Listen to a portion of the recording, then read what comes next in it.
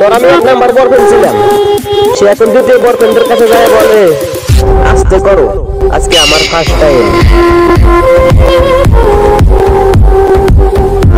আকাশে মেঘ দেখলে দিশা বোঝায় জমিনে কোন সময় বৃষ্টি পড়বে, কারণ রেন্ডি করে মন বোঝা যায় না কোন সময় ধোকা দিবে। সাইরা যাবি যা, এত নাটক শুনতাস কে? তোমার এক পাতার দেখা মনে তোমার 10 পাতার লাগে।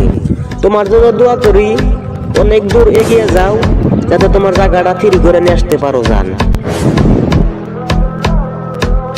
যদি আর একবার জন্মের সুযোগ পাইতাম অবশ্যই মায়ের কোলে ফিরে আইতাম। তোর মতন রেন্দ্রের মুখ দেওয়ার দিনে মায়ের কোলে শিশু হতাই অনেক শান্তি। আজ আর আমার কপালে দুঃখ নেই, এটা আমি মেনে নিছি, কারণ আমার কপালে সুখ নাই।